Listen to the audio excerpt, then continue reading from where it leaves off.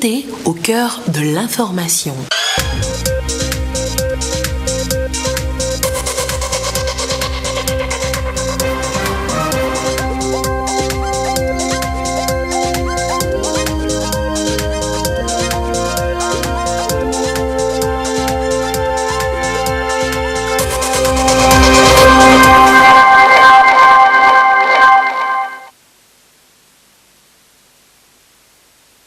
D'abord les titres de ce journal. Prévention des changements climatiques, grande priorité des États du monde et de l'Union européenne en cette semaine de la diplomatie climatique. L'UE au Togo fait le point du programme d'appui contre les changements climatiques et les résultats des projets sont depuis ce mardi exposés au public.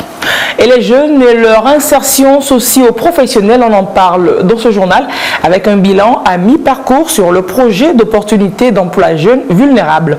6150 jeunes en ont bénéficié et aujourd'hui ils sont installés à leur compte. Et puis la 3e édition de Aounion Awards est lancée. Rendez-vous le 28 septembre prochain pour vivre la création et les honneurs aux doyens des métiers de la mode au Togo. Bonsoir madame, bonsoir monsieur. Le chef de l'État togolais a assisté ce mardi à l'ouverture de l'Assemblée générale des Nations unies à New York. Le débat annuel des dirigeants des 193 nations membres est lancé sur des questions d'actualité. Le climat fera l'objet d'une mobilisation particulière. Les divers conflits dans le monde également, comme chaque année. Le coup d'envoi de 6 jours de discours a été donné par le secrétaire général de l'ONU, Antonio Guterres, qui a dressé le visage grave, le tableau d'un monde où les valeurs universelles s'érodent. En marge de cette grande messe, Fornasingwe aura un certain nombre de rencontres avec des dirigeants politiques étrangers et avec des responsables d'agences onusiennes. L'Assemblée générale de l'ONU étant l'occasion de rencontrer en un même lieu une multitude de décideurs politiques sans avoir à se déplacer à travers le monde. Et Fornasingwe, depuis son élection, a assisté à la plupart des assemblées générales des Nations Unies. Le portefeuille de la Banque mondiale au Togo se porte bien. L'assurance en a été donnée ce mardi par la représentante résidente de l'institution, reçue en audience par le chef de gouvernement. La Banque mondiale confirme ainsi son positionnement sur les nouvelles priorités de l'État togolais en lien avec la mise en œuvre du PND. Écoutons Awa Sissé Vagué à sa sortie d'audience. Elle est au micro de Dodo Ouaré. Son Excellence, le Premier ministre m'a accordé cette audience aujourd'hui pour discuter un peu des relations entre la Banque mondiale et le Togo qui sont au beau fixe. Les rapports se passent très bien. Notre portefeuille dans le pays se porte aussi très bien. Donc je suis venu un peu pour lui donner la situation globale du portefeuille de la banque au Togo et de voir avec lui les priorités sur lesquelles il voudrait qu'on intervienne par rapport à la nouvelle programmation des ressources qu'on aura bientôt qui est IDA 19. Donc en ce qui concerne le portefeuille de la banque, on va faire une revue sur la performance du portefeuille. Le 4 octobre, on a parlé de comment la primature peut continuer à travailler avec la Banque mondiale pour augmenter la capacité d'absorption du pays. Je pense que c'est ce qui est le plus important. Il ne s'agit pas seulement de mobiliser des ressources concessionnelles pour le Togo, mais il s'agit aussi de les exécuter et de les exécuter dans le temps afin de diminuer les difficultés que vivent les populations du pays. Comme vous savez, le portefeuille de la Banque mondiale au Togo est d'environ 400 millions de dollars et on est dans presque tous les secteurs.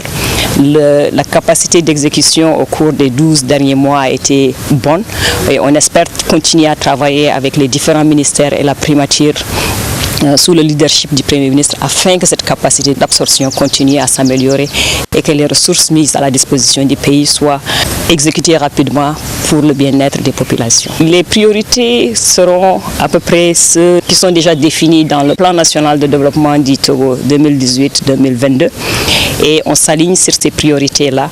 D'abord, c'est appuyer le plan de réforme du gouvernement afin d'attirer un peu plus d'investissements privés pour financer le PND. Deuxièmement, c'est de faire de telle sorte que l'inclusion financière soit renforcée. Nous, c'est là où on peut faire encore beaucoup plus de différence en travaillant sur tout ce qui concerne le développement humain, l'éducation, la santé, la protection sociale. Et bien sûr, on a aussi des interventions dans les domaines des secteurs productifs comme l'énergie qui est aussi très importante dans le cadre du développement. Donc les priorités restent plus ou moins les mêmes et la plateforme d'intervention c'est le PND. 15e Assemblée générale à Lomé du réseau africain des personnels des parlements. La rencontre s'est ouverte ce mardi. Ils assistent les élus du peuple dans leur travail. Le personnel d'appui des parlementaires veut également mieux jouer sa partition dans l'enracinement de la démocratie. Abel Agaté et Edem Soussoukbo pour le compte-rendu de la cérémonie d'ouverture.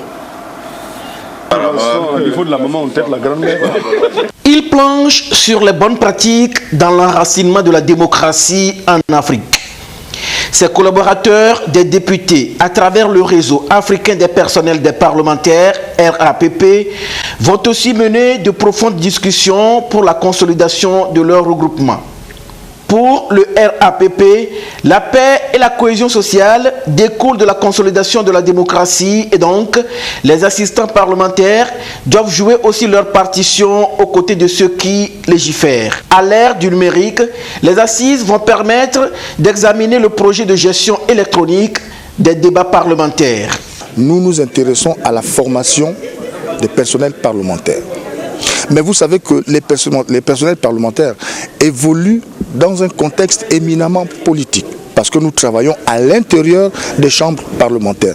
Les défis que nous avons, le premier d'entre eux, comme je disais, c'est le renforcement de nos capacités.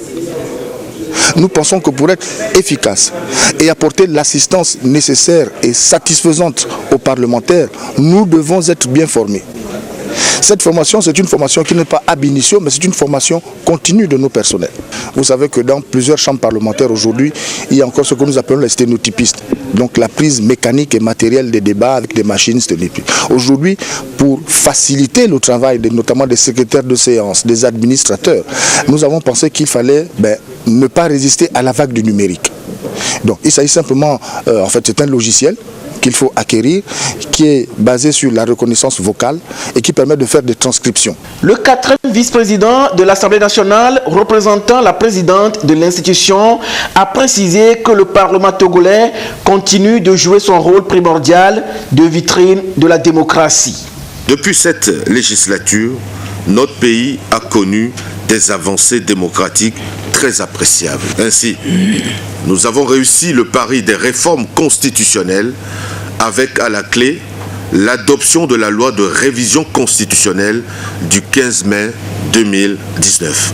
En effet, l'Assemblée nationale, à l'issue d'un débat et des concessions extraordinaires, a adopté des propositions allant dans le sens de la limitation du nombre de mandats à la fonction présidentielle, de l'amélioration du fonctionnement de l'Assemblée nationale par l'augmentation du temps des sessions, de la performance de la Cour constitutionnelle avec l'élargissement des saisissants, pour ne citer que ces points.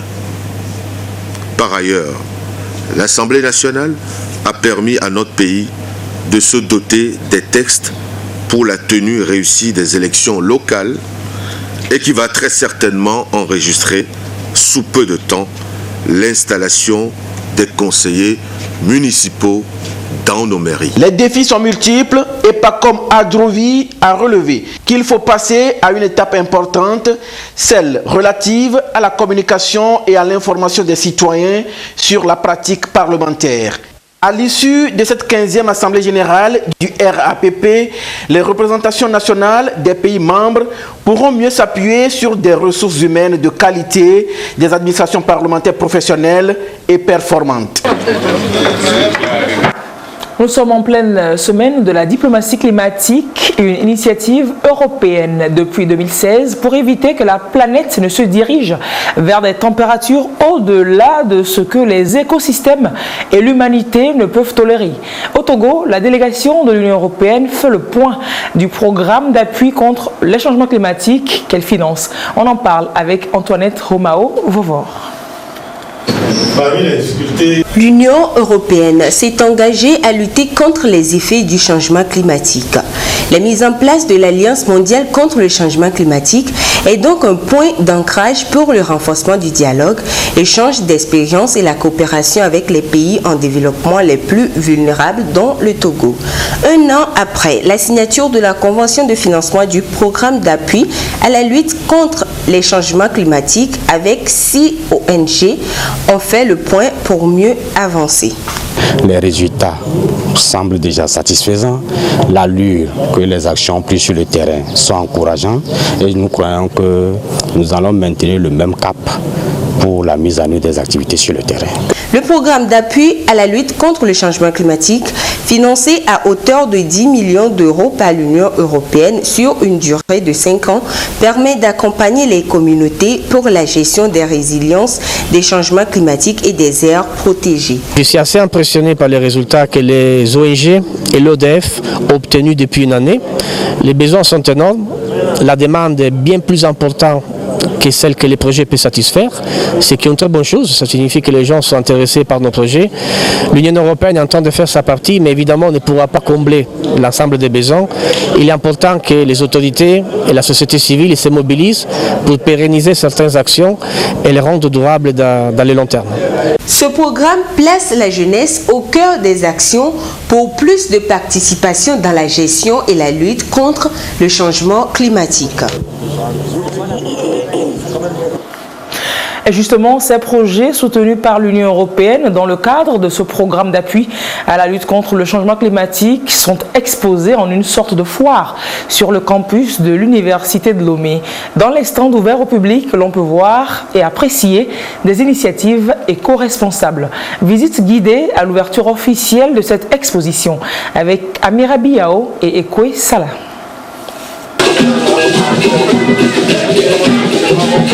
À chaque stand, le public prend connaissance des activités menées par les ONG dans la mise en œuvre du projet d'appui à la lutte contre le changement climatique au Togo. INADES Formation, à travers son projet de gestion des terres et des forêts, œuvre il y a environ un an aux côtés des communautés pour qu'elles vivent pleinement de leurs ressources. Le projet est mené dans les régions centrales, Kara et Savane, avec des résultats encourageants. Nous travaillons avec des communautés qui détiennent des ressources naturelles, notamment les forêts communautaires. Donc nous les accompagnons à gérer durablement ces forêts-là. En dehors des sensibilisations, il y a des formations qui sont faites à l'endroit de ces communautés-là sur l'utilisation de ces ressources-là, les bonnes pratiques.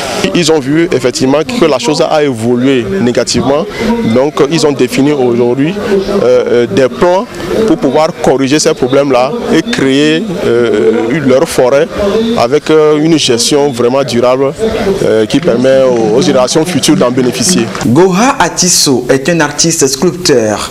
À travers ses œuvres, il contribue à la protection de l'environnement par la revalorisation des objets métalliques récupérés. À quelques pas d'ici, l'ONG Stade. Elle promeut l'éducation à l'environnement, collecte et recycle les déchets. Quelques-unes de ces réalisations sont présentées ici au public. C'est un projet qui permet d'outiller les jeunes, les plus jeunes, à la gestion de l'environnement, notamment comment réutiliser les déchets, comment faire les tri sélectifs des déchets dans les écoles, comment connaître les valeurs du développement durable et comment introduire ces valeurs à leurs collègues et à leur famille, à la maison. Nous avons cherché des différentes compétences.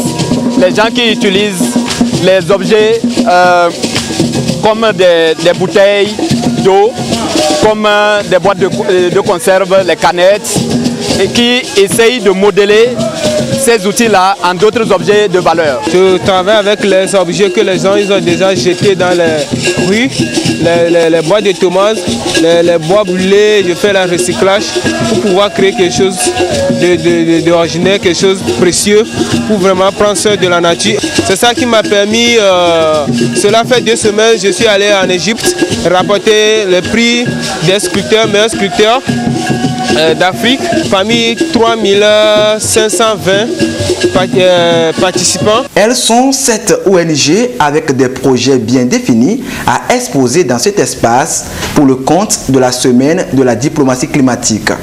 Foyers et fours améliorés, gaz butane, meubles casamançaises. Chacun de ces projets a un effet positif sur le changement climatique. Constat établi à cette visite par l'Union européenne, partenaire du programme d'appui à la lutte contre le changement climatique, PALCC.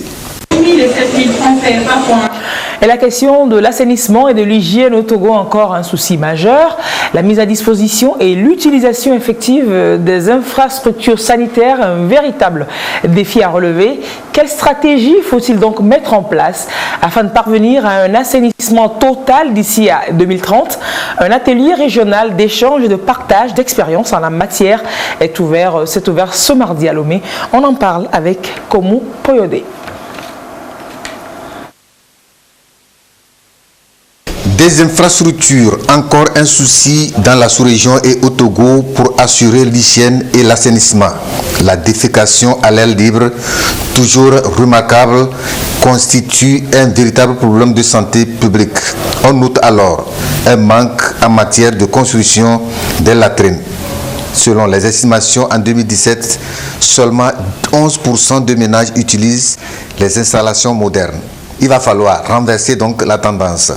Ces assises de Lomé, qui constituent un cadre régional d'échange et de partage d'expériences, vont permettre aux autorités togolaises de partir sur de nouvelles bases. Chacun doit contribuer pour que les latrines soient dans les maisons et réduire de façon significative les maladies liées au périfécal.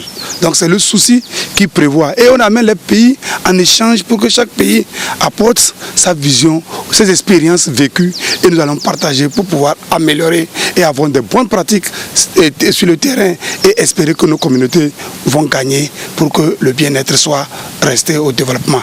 Donc je pense que c'est pourquoi WCC veut accompagner les 4 pays qui sont ici, le Togo, Madagascar, le Bénin et le Niger, pour que tous ces 4 pays, les expériences acquises sur le terrain, qu'ils puissent partager ensemble et qu'on puisse développer nos pays. Les comités locaux s'organisent et accompagnent les zones vulnérables à disposer. Donc ils ont une méthode de coopération, une méthode d'entraide qui permet de solidarité communautaire pour permettre les handicapés, pour qu'eux-mêmes disposent de leur latrine. Selon les initiateurs de la rencontre, les efforts d'assainissement doivent couvrir toutes les couches sociales sans dissection. D'où le thème « Accélération d'un environnement porteur pour l'équité et non-discrimination » et le concept « Ne laisser personne derrière ». Les participants venus du Bénin, du Madagascar, du Niger et du Togo ont 3 jours pour renforcer leurs capacités afin d'intégrer ces thématiques dans les planifications. Après l'opérationnalisation de la réserve régionale de sécurité alimentaire dans l'espace CEDEAO, un code de bonne conduite régionale de gestion de stock a été élaboré. Les structures en charge de la gestion des stocks nationaux de sécurité alimentaire au Sahel et en Afrique de l'Ouest sont à Lomé pour s'approprier les bonnes pratiques. Il s'agit de changer les normes de conservation et de stockage des céréales dans les magasins afin de disposer de stocks, mais des stocks des réserves de qualité. Compte rendu Arnold Kiliou, Karine Olanlo. C'est vraiment la terre africaine du tout monde. Nous sommes. L'Afrique de l'Ouest et le Sahel, menacés par les crises sécuritaires et les changements climatiques, ne sont pas à l'abri de l'insécurité alimentaire. Les structures publiques en charge de la gestion des stocks nationaux de sécurité alimentaire au Sahel et en Afrique de l'Ouest mutualisent leurs efforts pour y faire face. Le réseau Geste, créé à cet effet, a finalisé la mise en place des réserves régionaux et procède à la formation des gestionnaires des stocks sur les nouvelles mesures de conservation et de gouvernance des stocks. Au pays, nous avons différents stocks. D'abord, il y a un premier niveau de stock qui sont les stocks de proximité, qui sont gérés au niveau communautaire. Et il y a un deuxième niveau de stock qui sont gérés par les offices. Et à ce niveau, c'est des stocks qui sont très importants. Et nous avons un troisième niveau de stock qui sont aussi dans nos pays, c'est la réserve régionale, qui est constituée par la CEDEAO, mais qui est entreposée dans les différents États.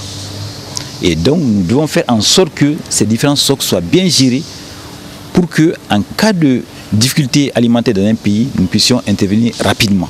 Dans nos États, nous avons des stocks nationaux. Et quand nous constituons ces stocks nationaux, nous faisons en sorte que les sacs que nous achetons soient des sacs en jute. Donc pour qu'effectivement, nous ayons des sacs qui soient vraiment adaptés et qui vont durer pendant un certain temps. Le réseau GEST, soutenu par l'Agence régionale pour l'agriculture et l'alimentation ARA de la CEDEAO, a déjà fait ses preuves dans l'assistance alimentaire de certains pays dans l'espace. Le réseau GEST qui aujourd'hui réunit les États membres de la CEDEAO, les offices qui gèrent les stocks nationaux dans l'espace CEDEAO et du CIRS se sont réunis pour les ateliers de renforcement de capacité que la CEDEAO appuie financièrement à partir du projet d'appui au stockage de sécurité alimentaire. Ces appuis de la CEDEAO permettent de soulager si peu les populations qui sont dans cette situation.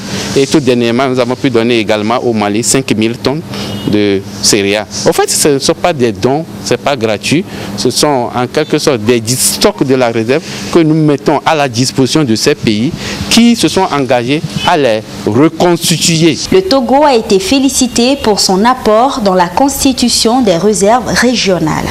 Cette formation va accroître les capacités techniques des gestionnaires de stock dans la conservation des denrées alimentaires et surtout assurer une meilleure gestion des stocks de sécurité. Il faut aller vers la conquête analytique pour savoir. Le moment présent, nos projecteurs sur le projet d'opportunité d'emploi pour les jeunes vulnérables.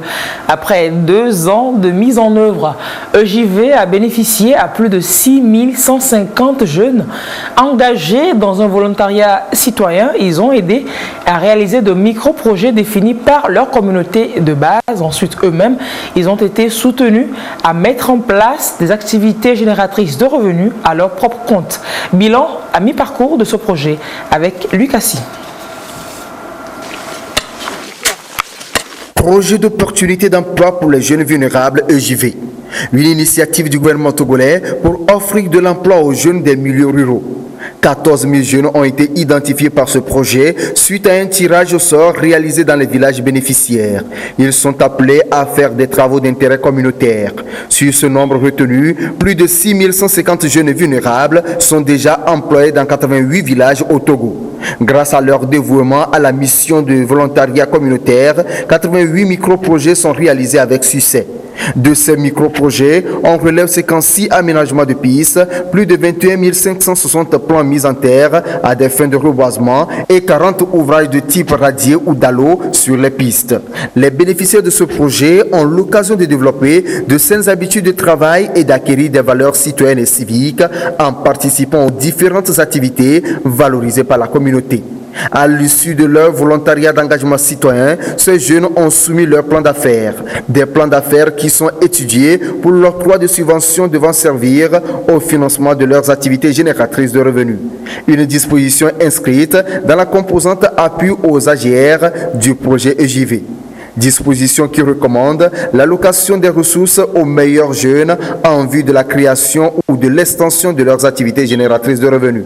Financé par la Banque mondiale et piloté par l'Agence nationale d'appui au développement à la base, ANADEB, le projet offre des formations en entrepreneuriat et coaching aux jeunes bénéficiaires. 9 milliards de francs CFA sont décaissés par le Togo en complément à l'appui de la Banque mondiale pour la réalisation du dit projet. Tous les acteurs intervenants sont mobilisés pour le respect des prescriptions des manuels d'exécution et de procédure, ce en vue de l'atteinte des résultats attendus.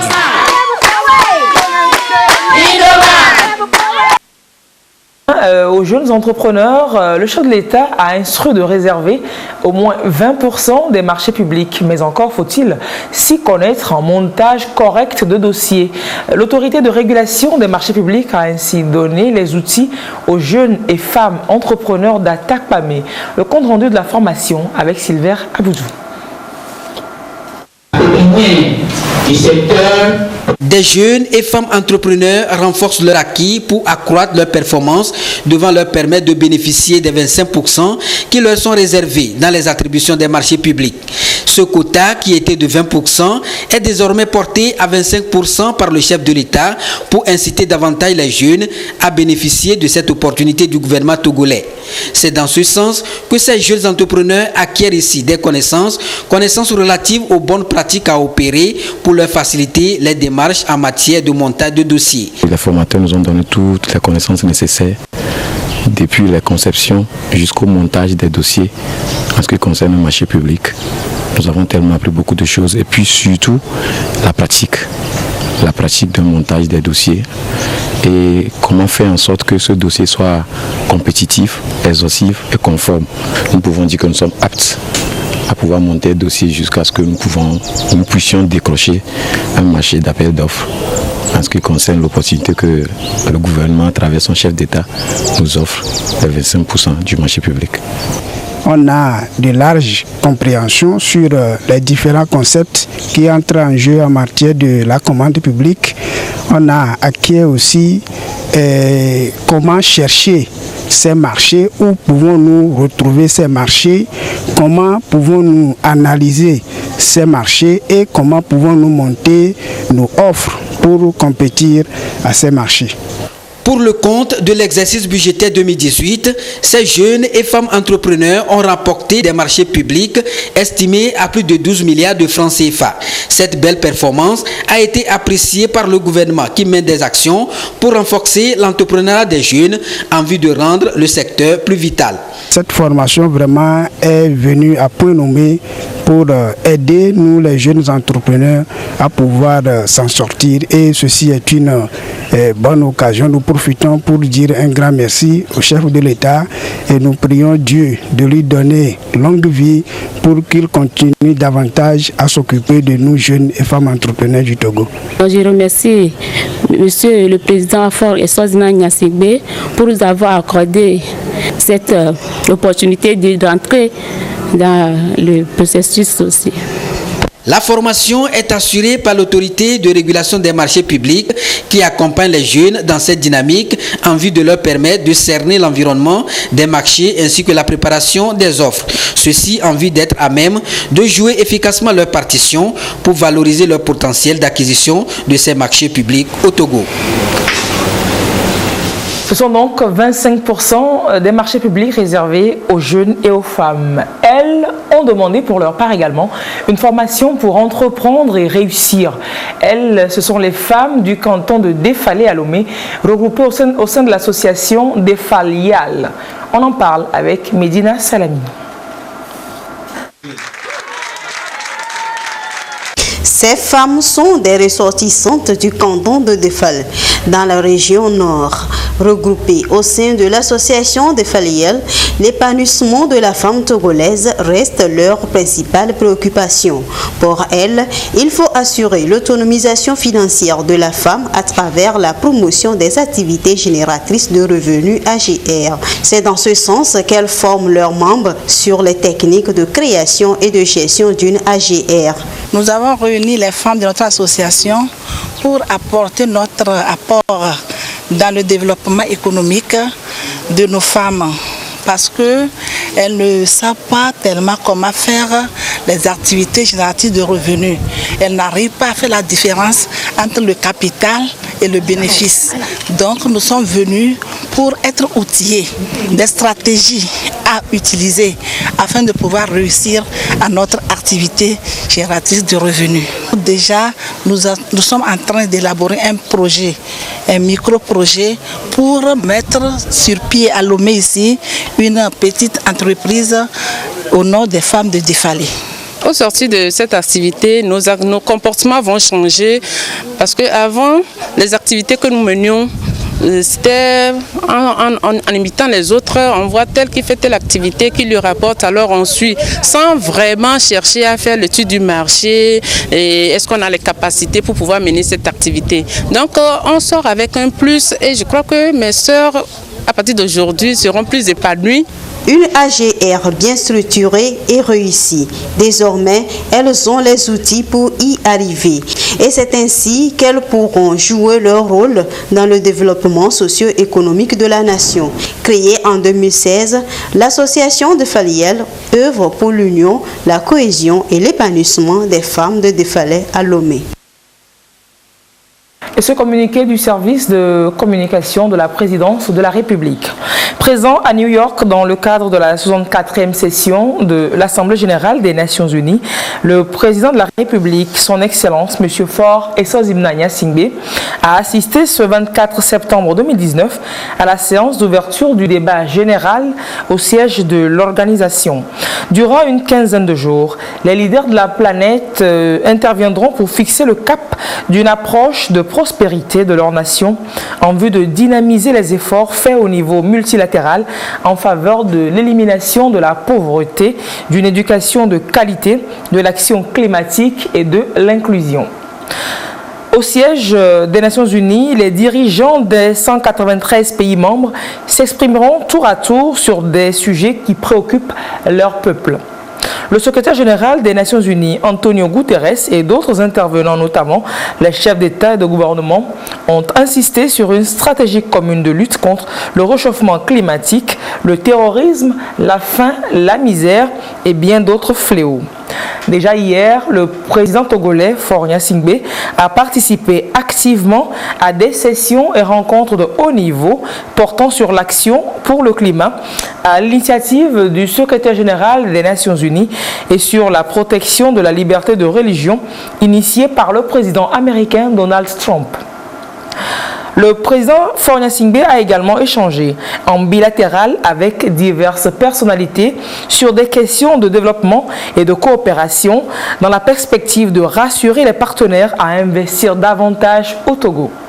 Le chef de l'État accordera d'autres audiences à bien de personnalités durant son séjour à New York.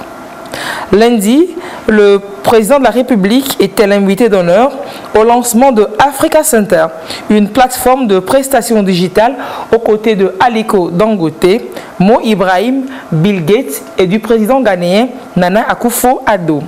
C'était à l'occasion des Africa Future Forum qui s'intéresse aux opportunités de développement de l'Afrique. C'était donc un communiqué du service de communication de la présidence de la République. Les étudiants de l'Institut africain de développement sanitaire et social IADSS, étudiants en infirmerie, en formation de sage-femme et d'éducateurs spécialisés, ont reçu leur diplôme de fin de formation le week-end dernier. C'était en présence de plusieurs membres du gouvernement. Sonia Aminikpo revient sur les grands moments de cette cérémonie.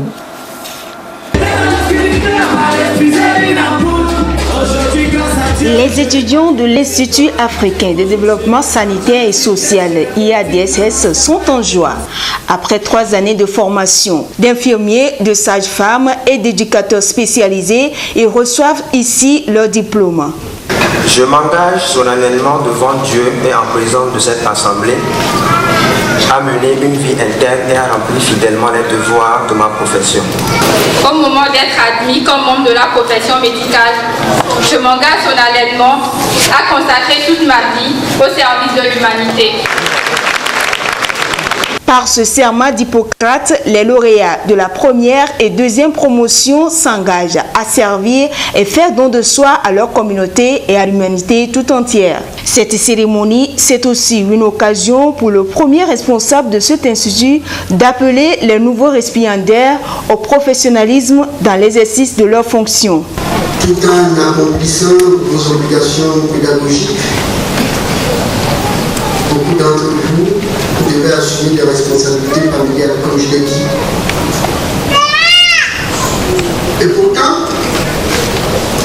vous êtes allé jusqu'au bout de la lutte, vous êtes allé jusqu'au bout du combat. Vous avez les connaissances, les compétences, la confiance, la compassion et les capacités de leadership nécessaires pour changer la vie de ceux qui vous entourent.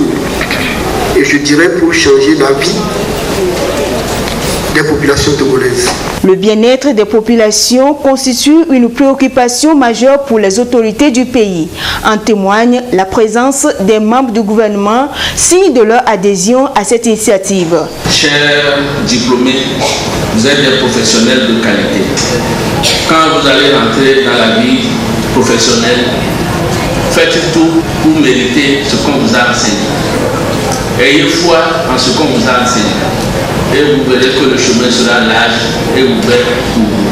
Cet établissement, avec quelques années seulement d'expérience dans le domaine du développement sanitaire, fait déjà ses preuves. Pour le ministère de l'enseignement supérieur et de la recherche, je veux dire pour le gouvernement, il absorbe non seulement une partie non négligeable du nombre croissant d'étudiants auxquels les universités publiques du Togo font face, mais aussi il aide le gouvernement dans son programme de professionnalisation des formations académiques. En délivrant des diplômes d'infirmiers, de sages-femmes diplômées d'État et d'éducatrices au terme d'une licence professionnelle en sciences médicales et sociales, cet institut met à la disposition de la nation des cadres spécialisés susceptibles d'apporter des soins de qualité à travers tout le pays. L'Institut africain de développement sanitaire et social est créé il y a 4 ans. Il a pour mission, entre autres, de former un personnel capable de prendre soin des malades dans une approche globale pour maintenir, restaurer et promouvoir leur santé. L'IADSS forme en licence de puériculture, en master de santé politique nutritionnelle et économie de la santé et sciences infirmières et obstétricales. En titre à Ougnon Awards 3, c'est le 28 septembre prochain à Lomé. L'on appréciera le génie créateur et l'on honorera les acteurs qui ont fait 30 ans au moins dans l'un des métiers de la mode. L'information a été portée en conférence de presse lundi. Nous vous en parlerons dans nos prochaines éditions. Merci d'avoir suivi ce journal qui se boucle ainsi. À 22h30, vous serez en compagnie de Yata Aratem. Restez sur la TVT pour la suite de ces programmes. Passez une très belle soirée en notre compagnie. Au revoir et à très bientôt.